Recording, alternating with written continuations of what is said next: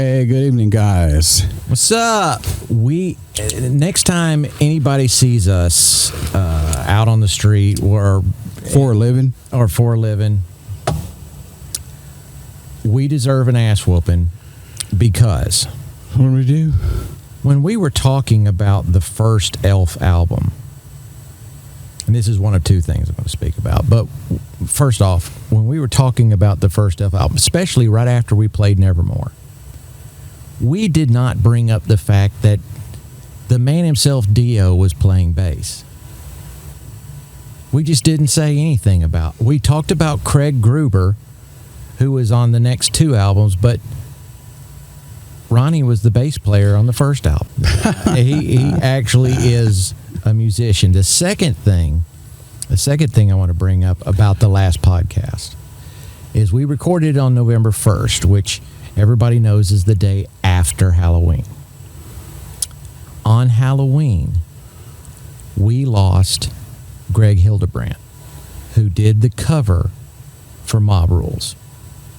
Oh, really? I didn't know that. Exactly. He passed away. I didn't know it until afterwards, but he passed away. Greg was part of him and his twin brother, Tim, the Hildebrandt brothers. They were awfully famous for their paintings. And I think another album of that time frame, Fair Warning by Van Halen, used somebody else's painting for their cover.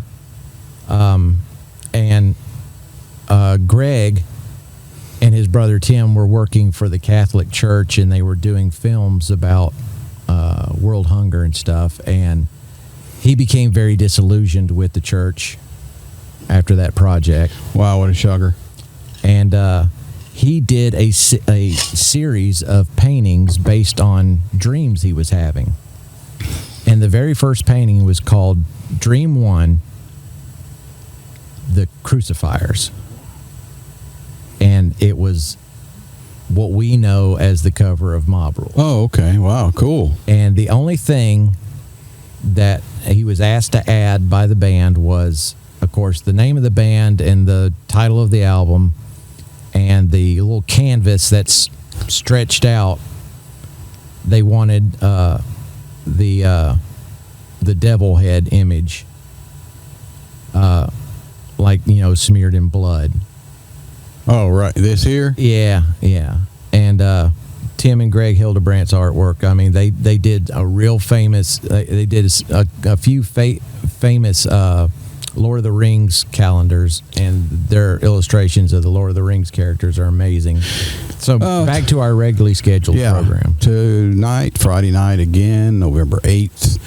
We're here at SMC Studios, continuing the Dio segment. I think this is part 3. This would make it a trilogy. Yeah, so far. And we got up past the first solo era, Holy Diver. So we're gonna hit last in line. Yep, it was done at Caribou Ranch, which I don't think is there anymore. It was a cool setup in Colorado. It had like you think it would be out in the mountains, ranch and really cool stuff. Oh yes. I think there is some video somewhere, a little bit, or film or whatever of some of the tracking. Well, that's what's really disappointing about a lot of the classic albums. There's no media, available. They didn't do that back then. Very, very few times they did anyway. Wow, okay. Okay, we're up at the last in line. It was done. It came out in July 2nd of 84. Hell of a year. Yeah. The lineup on that album was still Jimmy Bain, of course Ronnie, Lady Viv there, and Vinny. The keyboard, see, that was Claude. Did Claude do the keyboard? Yeah, Claude. Mr. Schnell. Yeah, which is in, I will probably put the official video of this too. I'll drop it in. it's edited down the solo shorter, and I think there's some other, like they used to do single edits, so it's not the full length of the song. But I believe that's Claude in the car, I believe, in the video. Yeah. He was probably the only one sober enough to drive at the moment. Angelo, the same guy that engineered the Holy Diver at Sound City, also did the engineering on this. The definitive version too, I want to mention this. My buddy Steve Hoffman, I tell you what, he's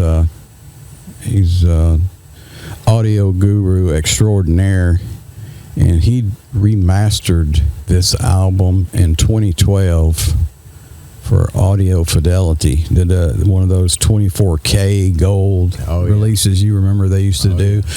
And barring this thing to be like remixed like they did Holy Diver a couple of years ago or last year, whatever, his is definitely the best sounding version. Agreed.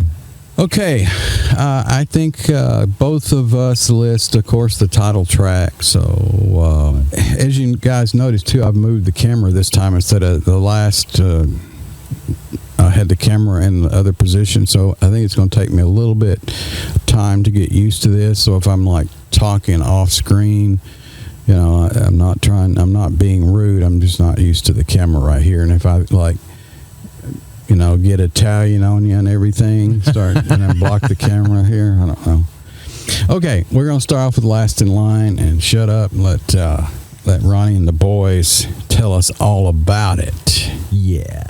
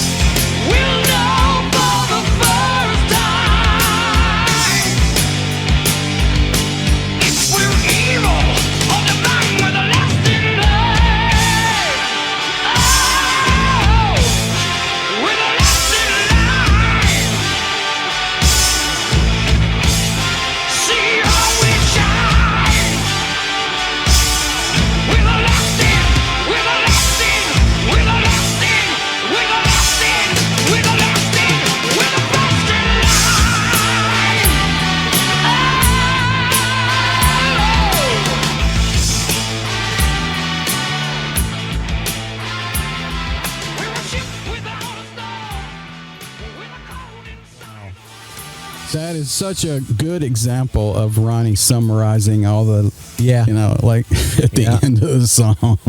I mean, just an absolute masterclass in songwriting.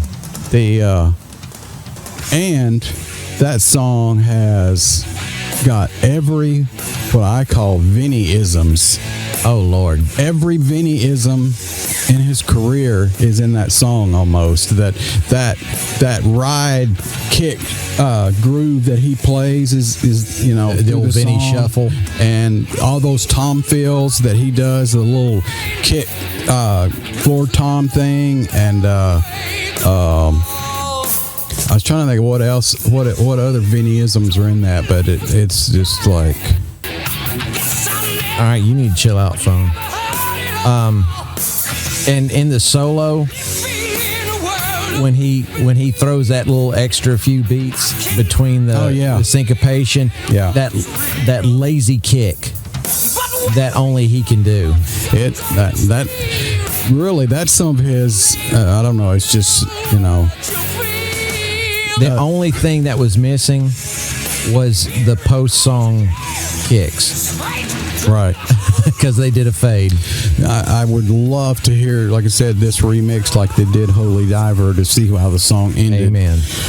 I enjoyed last week listening to that remix a lot and listening to how the songs are so different from, what we had been used to. Right. One that I think doesn't get the respect it deserves, and it doesn't get, I don't know if you'd call it a deep cut, but it's a deeper cut. And one of the few songs that other people covered that I thought they did a pretty good job, and Doral Pesh did a version of this. Okay. And you know where I'm going with this, don't you? Because you know what it is now. Yeah. And it is definitely an undiscovered gem. Yeah, I mean, it's really not, and it's not on my thing either, so that it's going to make it, unless I do it in post, which I can. Yeah, I'll just do it in post. And the song we're talking about is Egypt. The Chains Are On, and it's not in my playlist, so I'd have to look around and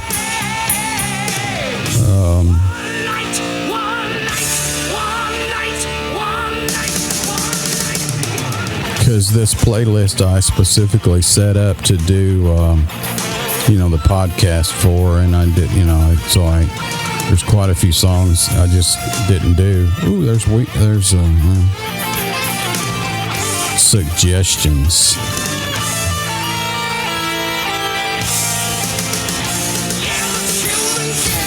Tell you what, so since that's the case,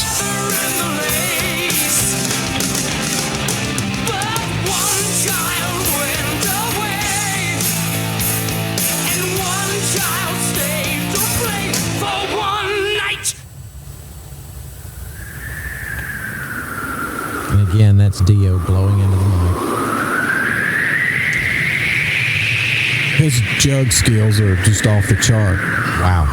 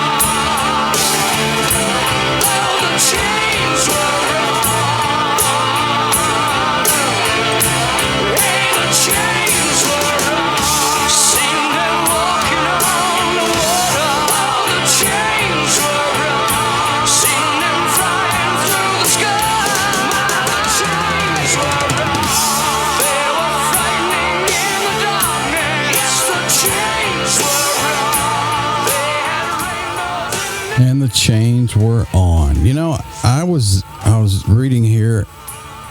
I was a bit surprised that this album charted higher than Holy Diver did. That doesn't surprise me. It was the band's highest charting album in both the UK and the US, reaching number 4. Well, I mean, Holy Diver comes out and it surprised everybody. And by the time Last in Line came out, it was no secret that these guys meant business. I really like the cover of this album too. Oh yeah, it's stunning. Like I said, I like the whole Egyptian motif that they used on this tour and stuff. But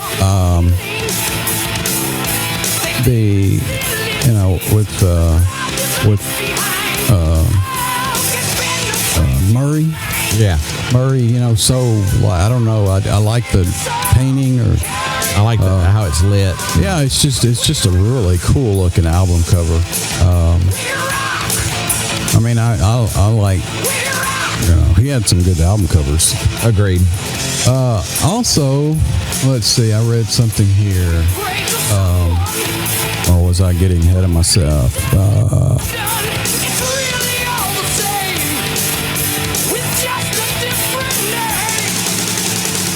Anyway, all right, we're going to move on to, I can't remember what it was. We're going to move on to one of my least favorite classic era Dio albums, and I'm not exactly sure why. I think, there are several reasons. I don't really think that, I think by this time, Vivian was running on automatic. Yeah. Didn't have his heart in it, and that might have been true for everybody. Who knows? I know a lot of people, really like this album a lot. It was done at a now closed studio back in LA called Roomba that I know nothing about, really, other than it was in Canoga Park. I know where that is, but anyway, it came out on the 12th of August of 1985. It's the last one to feature Vivian. It did fairly well. I think one of the highlights of it is that it had a video, a VHS video. Yes. That came out, and that was really cool because you get to see, especially if you never saw that, you get to see the dragon and the spider and all that, all that stuff. Now, I don't know time frame here, but I think they did Stars before this, did they not? I'm not sure. And I think they got the benefit, or they saw the benefit of I think they saw the benefit in that behind the scenes stuff. Yeah, I was early '86, so this came out in August '85. Okay, so it was after. So that was literally the last thing that Viv probably did with them. Another little tidbit here that I'll say, that Ronnie and Wendy had separated during this time. I remember that, yeah. And that Vivian stated that caused some of the personal turmoil, and Ronnie was a bit darker in his demeanor in the studio, and everybody was a bit uncomfortable. I think all that stuff comes across the performance and the writing of this album, in my opinion. Now, like I said, I know there's some Dio fans out there that really like this album, and I've even heard a few mention that this is some of their favorite songs are on this album. But I think those guys, every time I've heard anybody like that or talked to them, it's because this was their initial, usually their initial entry. Right. You know, it came out at the time, and they saw the show for the first time, that kind of thing. I think, you know, if you go back and look at the songs and compare them to the first two albums, that, you know, you can see that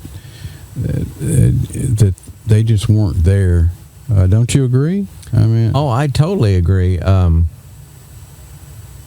of the, like the first song feels like it was phoned in. And then, you know, I said last time that I've rewritten Heaven and Hell several times. Right. Dio did as well. You know, Heaven and Hell was a great song, and I feel like Holy Diver is of the Heaven and Hell motif. The song we just listened to, Egypt, is of that same motif, and the song Sacred Heart is of that motif. And I see you've got King of Rock and Roll, Sacred Heart on your list, right? yeah, I didn't include my favorite song on the album. What's your favorite? That would be Just Another Day. Really? Yes, I think that is a very underrated song. It's just, I love everything about that song. You know, I don't like, to me, you know, King of Rock and Roll, I think, was one of the singles. What was the other one? Rock and Roll Children. Yeah, I really don't like either one of those songs. Rock and Roll Children I like way better than Hungry for Heaven because it's another bastard child of Rainbow in the Dark. Connection to Sesame Street. And I'm gonna play it because Terry doesn't know what I'm gonna play. I'm gonna play the only song that off this album that I listen to semi regularly when I got Dio going, and see if he better turn it up.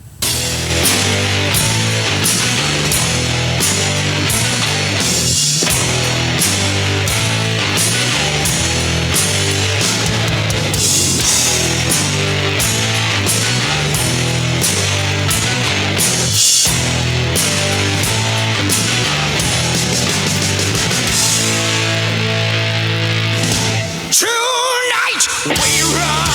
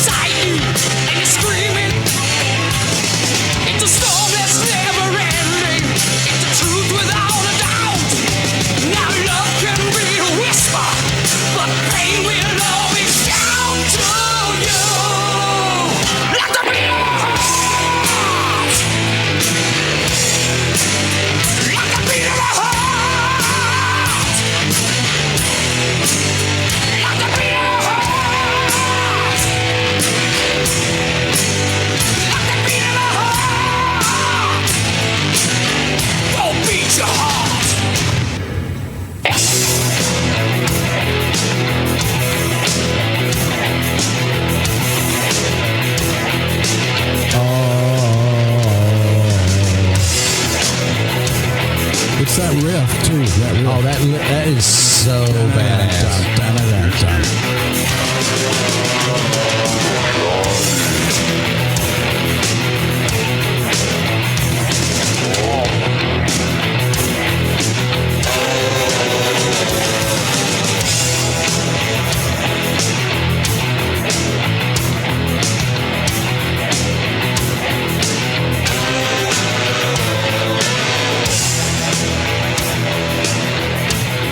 That riff, that's the riff, that dun-a-dun-dun-dun. Oh, yeah. Dun. Okay, there is a Sesame Street song that they used to, like, alphabet or something, like da-da-da-dun, da-da-da, put it here and there, do we do it? It's in Sesame Street, and I remember my kids were watching it one time, and I went, holy crap, that's... Are you going to blame your kids? I was just, and I was going to go, like, was this first? And that, or was, but anyway, if I'm going to try to look it up in post and do it, but it's that riff that I was talking about. That is not where I thought it was going to go. I thought that the beast that was screaming "Let me out" was Oscar. No, it was the riff.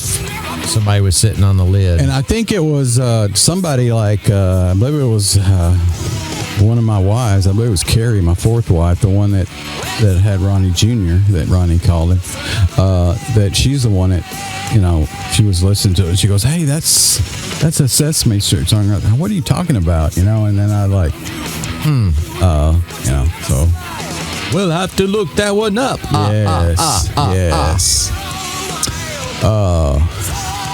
I noticed Vinny got a writing credit on this album too, which is rare.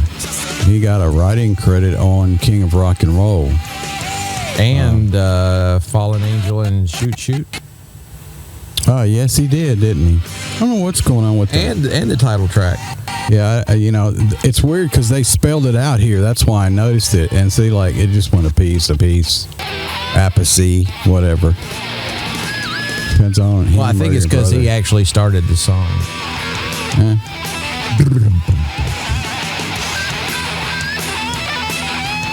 And Hide in the Rainbow was on Iron Eagle.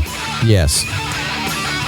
Which wasn't on this album, but it was on the deluxe version that had some intermission songs and B-sides and stuff on it. Iron Eagle being the discount Top Gun. Right, with Lou Gossett Jr. Lou Gossett Jr. That's all I remember that was in it. Some chick. I don't remember who it was, but... It might have been Lou. Okay, I was going to play Sacred... You want to play Sacred Heart? Might as well. It'll make my point about it being, another Heaven and Hell version.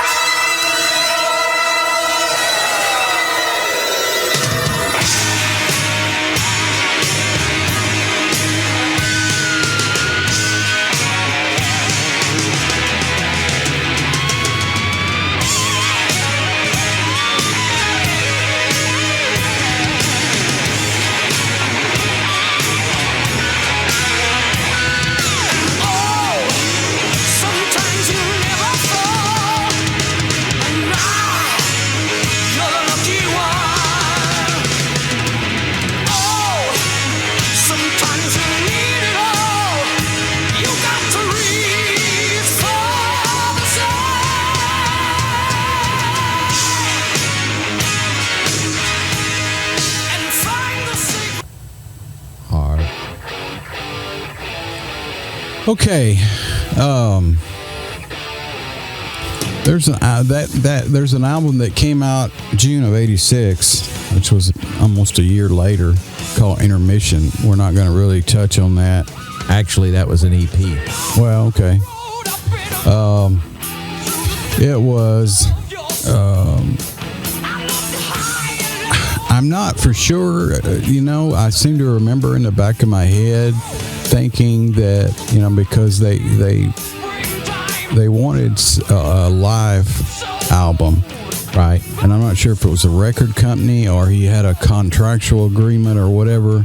But Vivian left about the first part of the Sacred Heart tour, right? So that's when they brought Craig in to finish the tour out, and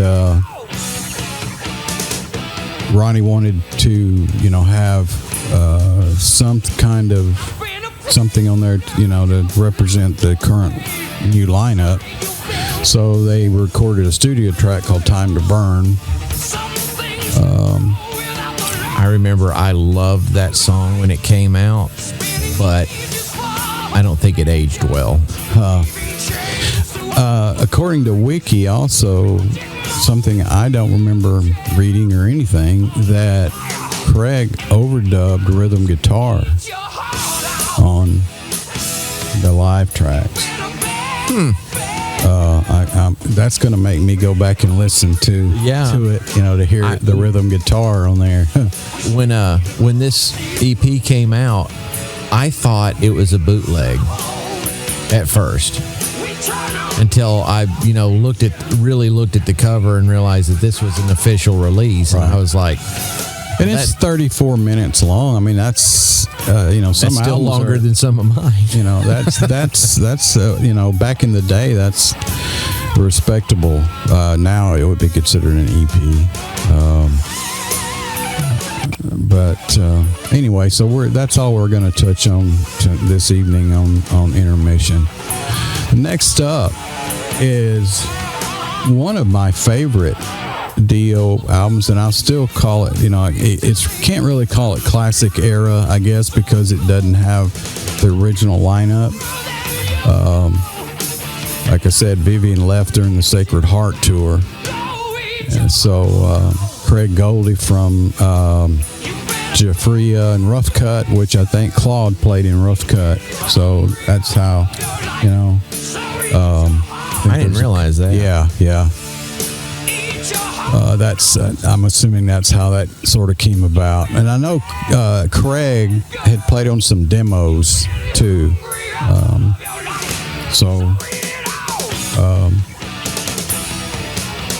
But anyway, it's Dream Evil, and it was released in July of '87. Which was also a good year. I like this album a lot. The cover's cool. There's a classic painting too, a classic era painting that this is sort of ripped off from, I believe. And I don't remember right now. Maybe I will in post. And this was the last album to feature Vinny also until Tracy G era. Some of my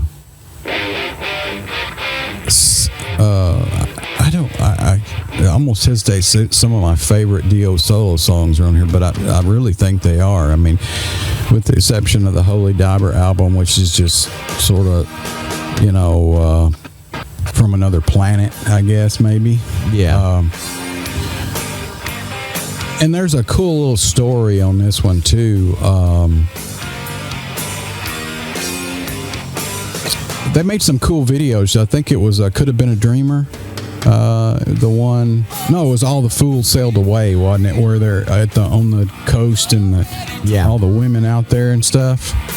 And I remember, they were talking about how terrible that was. It was cold, and the shoot was horrendous, but it's sort of a cool video. And there's I think we talked on one of the first podcasts about getting back into Dio personally, me, and it was this album that somebody brought in, and we were playing pool and they were playing it, and it was like Sunset Superman. I remember jumping out at me, and I'm going, wow, I hadn't listened to Dio in a while, and I really got back into it.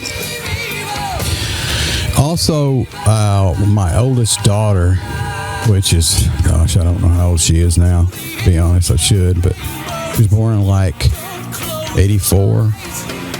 So I got 6 kids. So when she was little,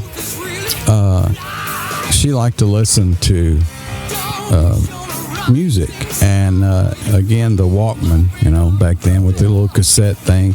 So she would want to listen to, and one of her songs was, I think it's All the Fools Sailed Away, where it starts off with the riff, Running with the Wolf Pack. Yeah. Isn't that All the Fools Sailed Away? Yeah. It's got that da da da with the delay and everything, and she'd say, Daddy, put on Wolf Pack, put on Wolf Pack. Child's got good taste. Of course, she doesn't remember that now. She's got kids of her own and all that. But I always, and it was weird because one of my sons, Scotty, the other day sent me a message about one of the podcasts, and he goes, "Oh, that was a cool podcast episode." And I go, "Oh, thanks." And he's like, "Yeah, be sure and play Wolfpack." So, speaking of that, yes, please play Wolfpack. That's one of my favorite Dio songs of all time. Oh, really? Yes. Wow. Okay. My favorite on this album. Again, I think this album is a little 80-ish in the production, Agreed. Even genre-wise, the other albums are listed under heavy metal, which some people, nowadays would say not, but it says pop metal up there. Yep.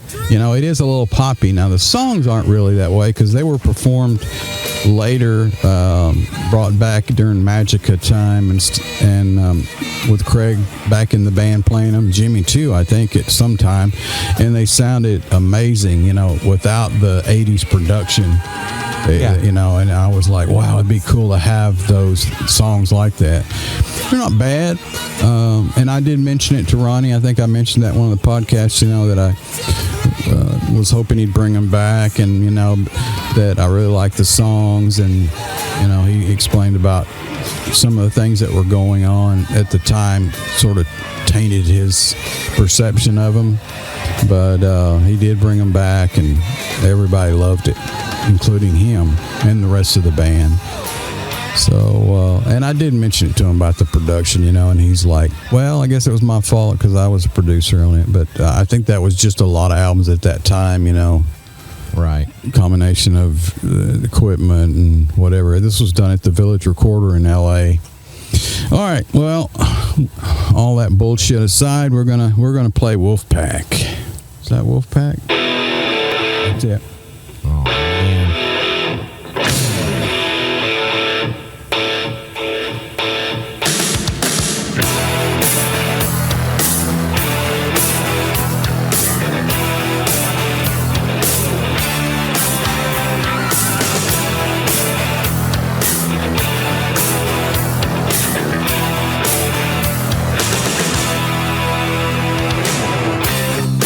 Running with the wolf pack.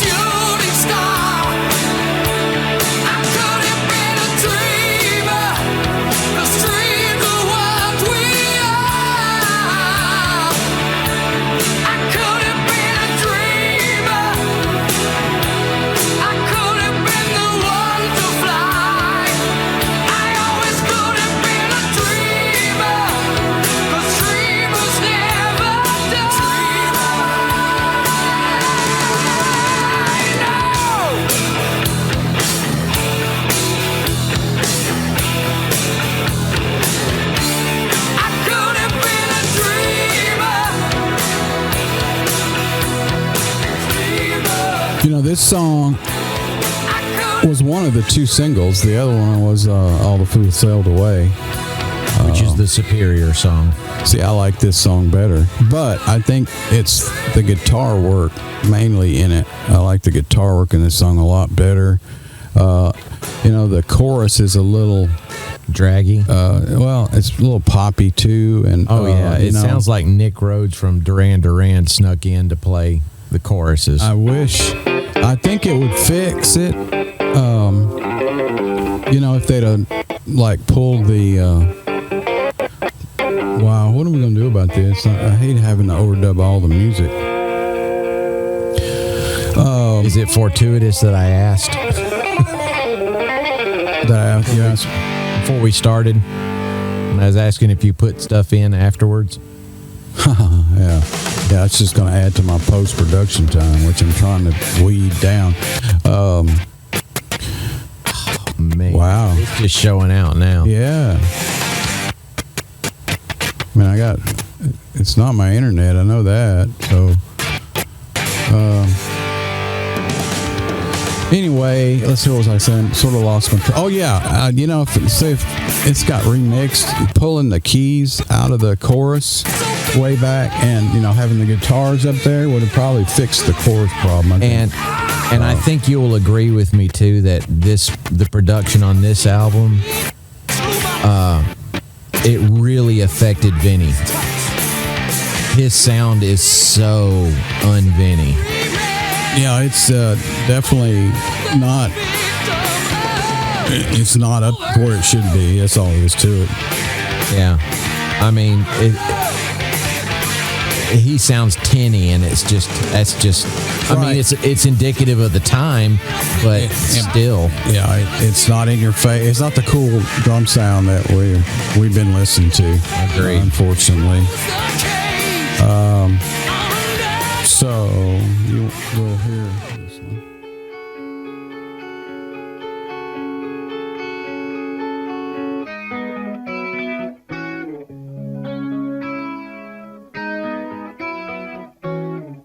There's perfect harmony in the rising and the falling of the sea.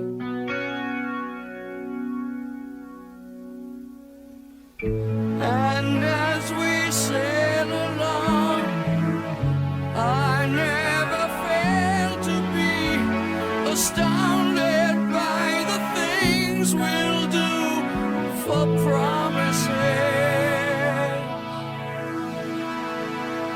and a song.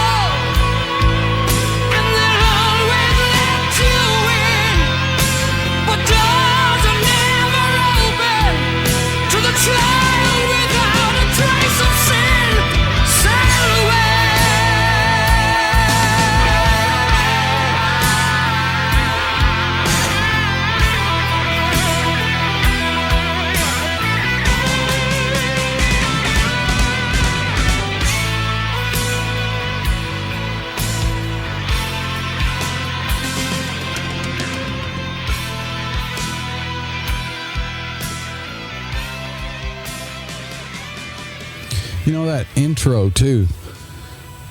That's one of the things that to me really speaks of the production, where the guitars and especially Ronnie's vocals, the effect on there. If it would just be cleaner,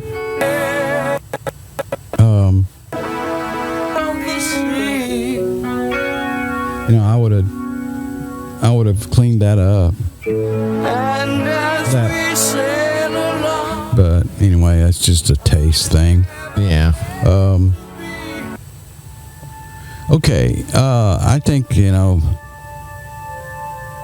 much as I like this album, I am going to play another one off of it. Or try. Yeah.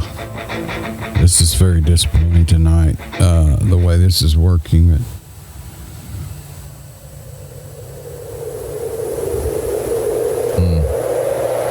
Excellent choice. This is also Ronnie blowing into the mic.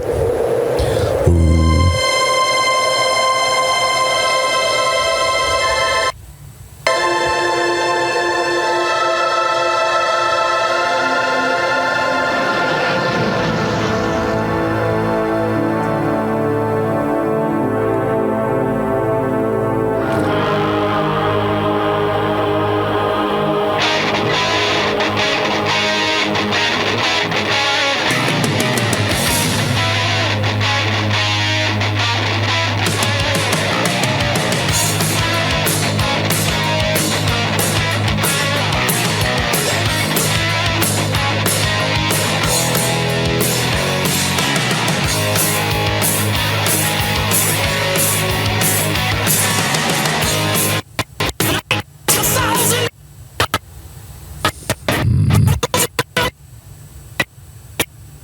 Really? Guess I'm gonna have to overdub these. Night tells 1,000 lies, and when you wake up in the morning, were you dreaming, screaming, trying to hide your burning heart before somebody cuts it all away? Sunset Superman, Sunset Superman. Sunset Superman.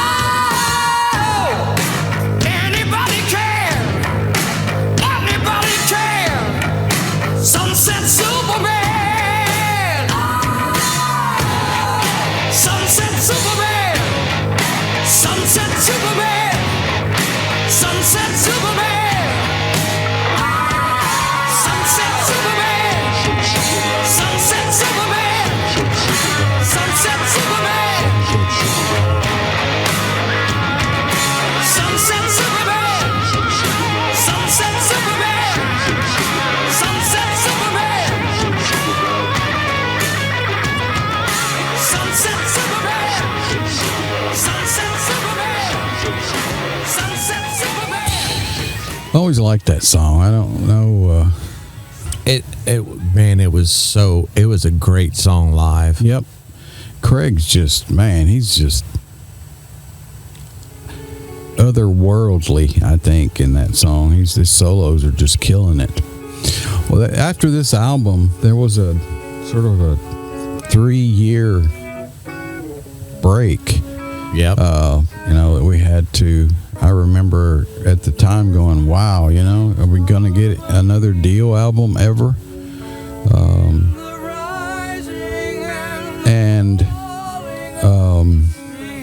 Basically a brand new band. Rowan Robertson. They auditioned, hundreds and hundreds of guitarists, and he was like 18 years old, and Simon Wright, one of Ronnie's friends from AC/DC, and several other bands joined on drums. Apparently, Vinny was in the band for a while, for like 10 months, while Rowan was, right, playing with them. And a couple of weeks before they were to go in the studio, Vinny left. So I wasn't aware of that, or I had forgotten about it. But anyway, all new folks.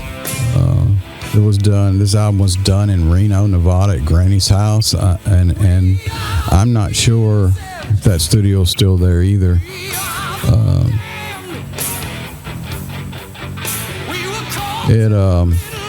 A lot of Dio fans, I remember at the time, were disappointed in this album. There was a big break in the time period, and it was just. But I liked it. I liked. There's.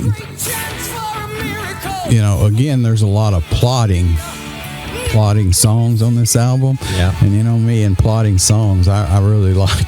Even though the fast one is probably the best one.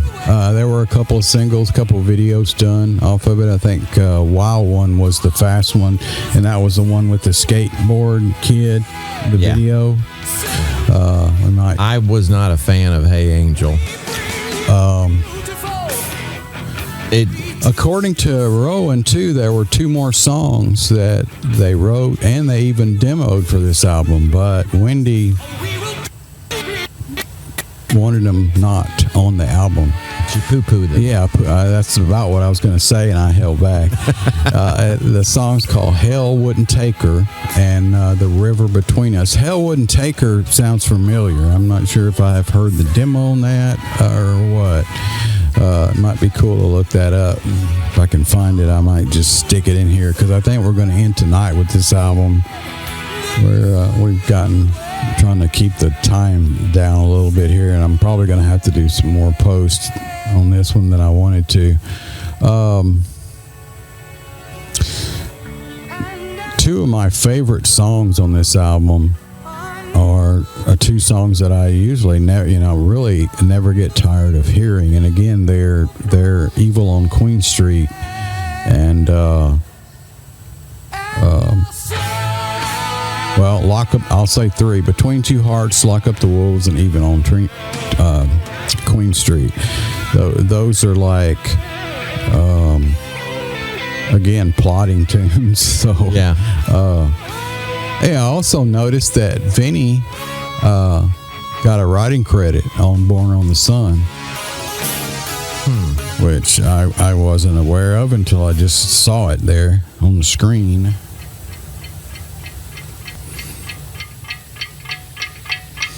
I think the timing, the syncopated timing on this song is really impressive. Yeah. Not easy to do, really.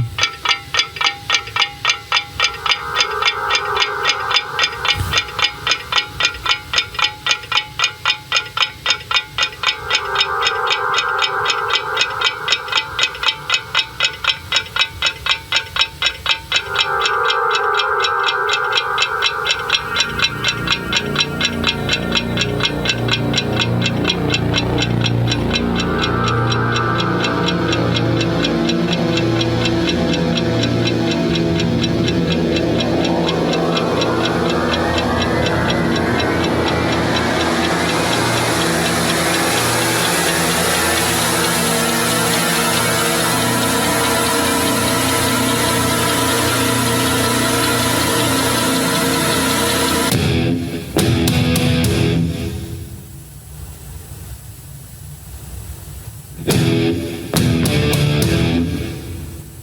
can hear the sticks hitting the head.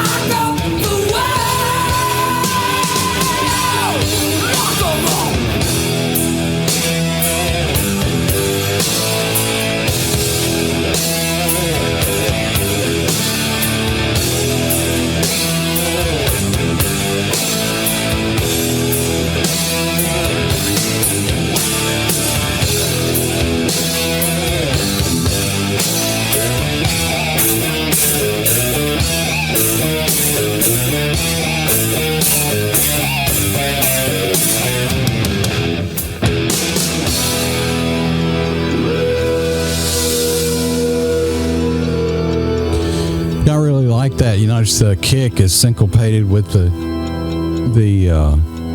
riff too. Yeah, it's just really cool. I remember, and that little descending line, right? That na na na na. Right. If that is not an Iommi sounding riff, I don't know what is. Yeah, it does sound a lot. Rowan was channeling Tony there a bit. Absolutely, he was.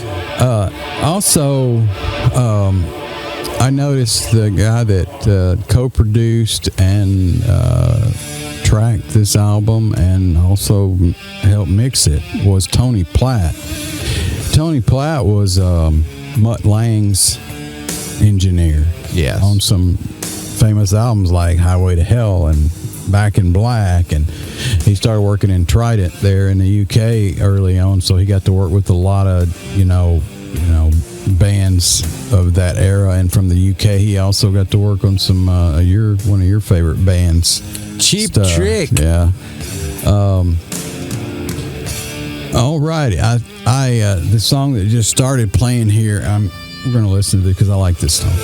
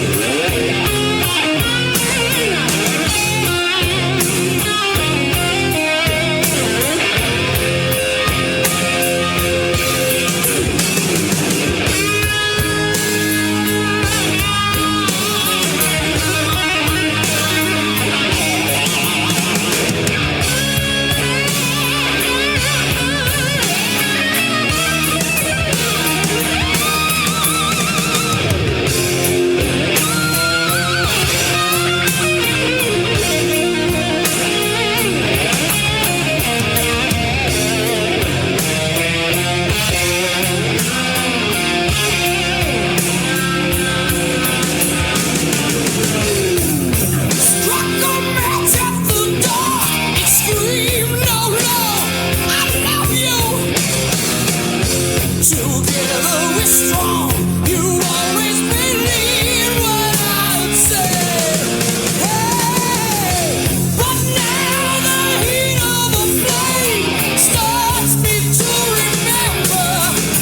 There's no evil, no more evil, no evil on Queen Street. Just some smoke up in the air. No evil, no evil.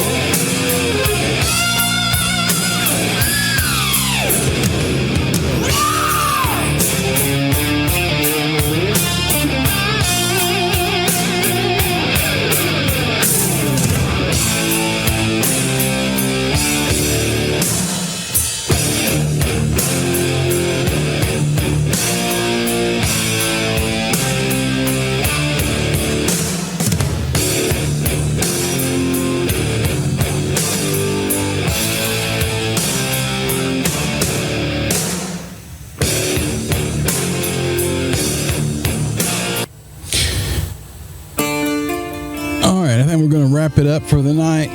I want to let this play a little bit of background. This is one of my other favorite songs on the album here. I love the story, the vocal work on this, the guitars, She never breaks in. some of his classic Dio phrasing. Amen. He seems to be. You know, I really didn't. There's something that I've noticed doing this podcast, listening in the headphones, because you know, years and years ago, I'm sure like a lot of other people I used to listen in headphones more, especially, you know, just that's the way it was. Much younger, parents and other people around, whatever the case may be. And I've noticed some things, you know, where Simon, you know, I've heard a lot of people say, you know, he's such a drastic style difference playing from Vinny, you know, and that didn't fit and all this. But, you know, whether it was intentional or not, listen to these songs tonight in a little more detail and headphones and whatever, even though I've heard them hundreds and hundreds of times before. I hear Vinny-isms creeping in on his playing on some of these songs, and I just wondered, you know, if that was intentional or, you know, he had heard since Vinny jammed with, you know, for quite a while, up until they went into the studio. You know, they listened to some of the demos and it just slipped in there or what. But well, I really never noticed that before, and I heard quite a bit tonight. We have a difference of opinion on that. Yeah, I like I said, I never even heard that before, and I haven't. I'm not quite. I think it has to do with, you know, me being a drummer too, and I hear some of the, you know, even though he's a lot different, his kick work and the way he does things. And on this album, I like the way he's syncopating the kick a lot of times that Vinny rarely did. But there's some things that I hear. But that's like anybody. That's just like Rowan was, you know, I hear a lot of influences coming in there with him too, you know.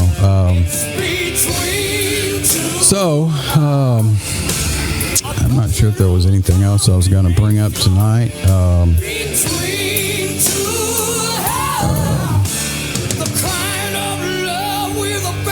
I guess one of the things, the reason besides the time constraints, you know, we've got a big break, another 3 years between this album and the next Dio album, which was a total shift.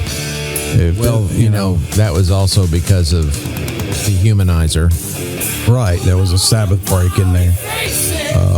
With Strange Highways, you know, the Tracy G era, a lot of people say, you know, was Dehumanizer 2 and 3 type thing in the style. I can hear some of that in Tracy's playing. I'm not sure I agree with it totally, but because I like Dehumanizer a lot.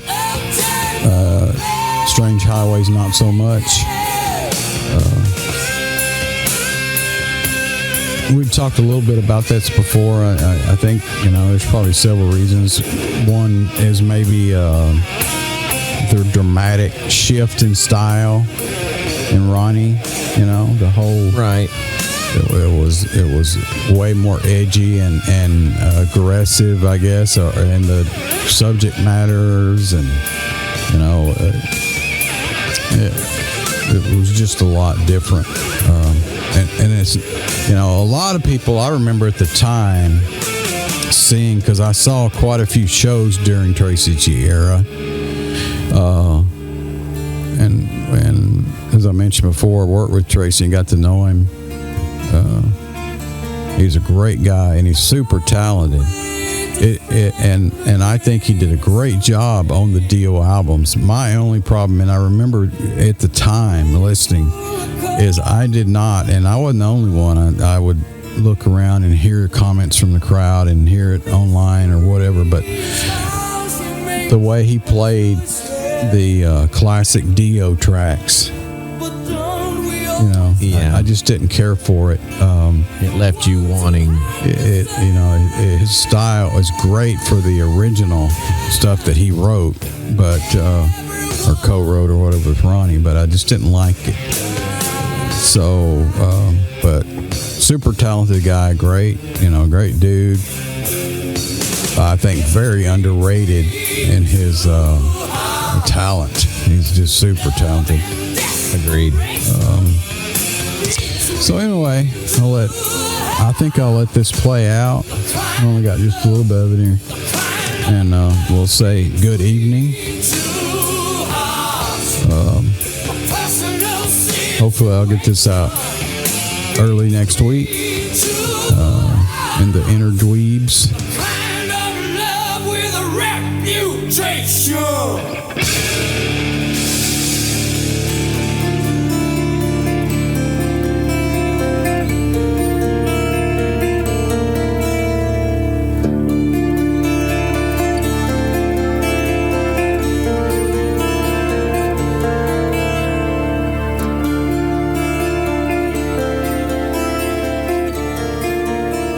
Anyway, thanks again, Terry, for hanging out with me tonight. So we'll hopefully see you guys next week.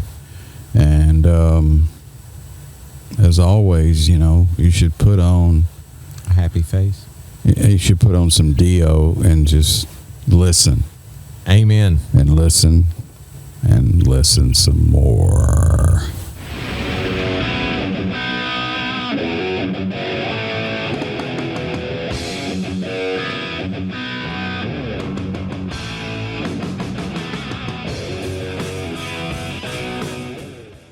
I'm just going to practice for a second. Not quite right, no. That's better, yeah.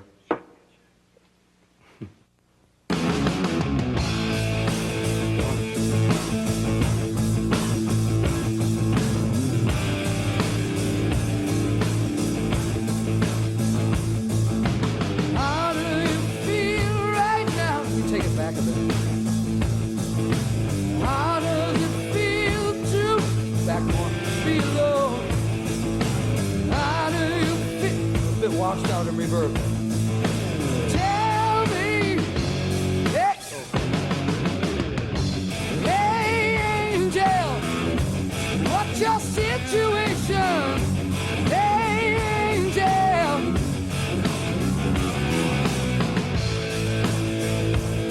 Too much guitar? Take the guitar back a little bit. I feel like I'm actually doing my job in here. What is this? In 1989, I was in the very first Hard and Heavy, and 1 year later, 1990, here I am again. And we're at a place called Granny's. We're in Reno, Nevada. Looks a bit not like Reno, I guess, because of no slot machines, but this actually is a giant slot machine. This is where we gamble our future. Don, why don't you just start it for me from the beginning, if you would.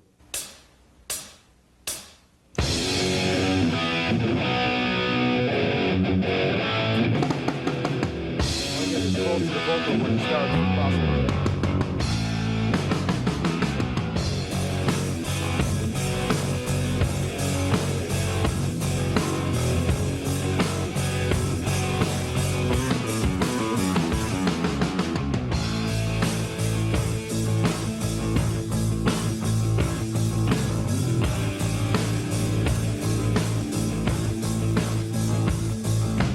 How do you feel right now?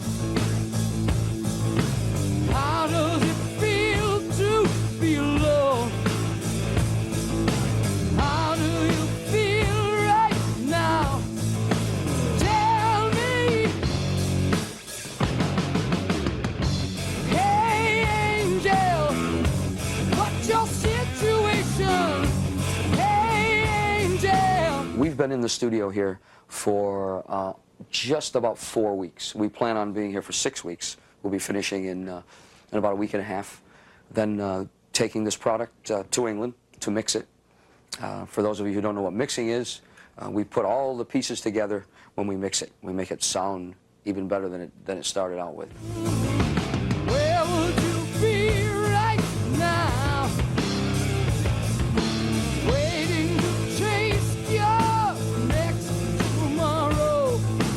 Where would you be right now? Tell me. We have all new players. We have a great young guitar player.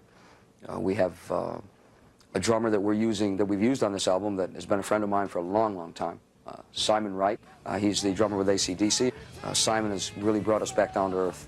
We're playing a lot more basic rock and roll. And shut the door. Other faces, new bass player, Teddy Cook on bass, and Jens Johansson on keyboards.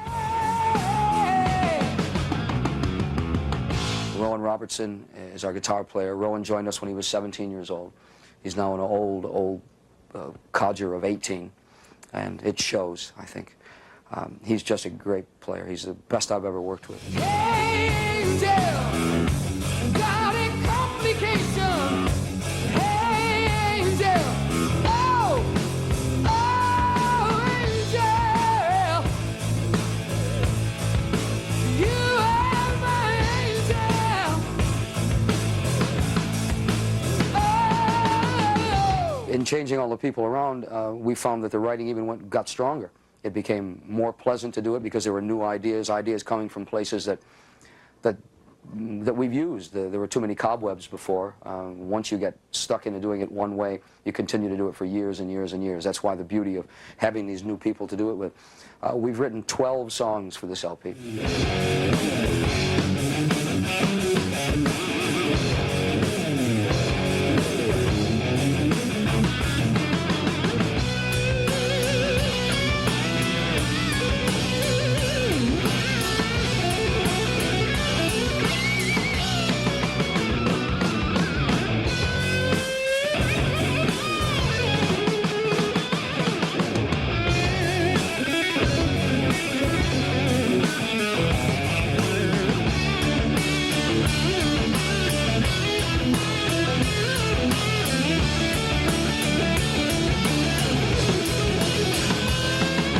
I got to be in the band by originally sending a tape from England, which my friend, persuaded me to send. I didn't really want to send it because I figured, I was only 17, well, 16 when I made the tape. And about 6 months later or something, Wendy just phoned me up one evening at 8 o'clock and asked me how I'd feel playing in front of 20,000 people. It sounds to me like you're living the American dream tonight. More just any dream. I mean, fairy tale, really, what happened. It's unbelievable. If you give some time and devotion to something, and it's what you really, really want, it's however bad you want something, then I'm sure you can get it if you really want it. But the hard part and the grind of it is that year after year after year, you have to do the same thing. You have to write, you have to go in and record, and then tour. No time for a personal life. No time for anything but the single-mindedness of writing, recording, and touring. We've been talking about going straight to Britain and Europe to do 2 or 3 or 4 weeks perhaps of of introductory playing there, and then coming back to America and doing you know, our usual 3 to 4 months in America, and then going back to Europe and Britain again and doing a full frontal assault. I'd just like to add to that you know, if it was at all possible, I would, you know, I will help along and be involved in this, because the project has come along so far, you know. You won't be paid for this, by the way. Well, then, fuck off.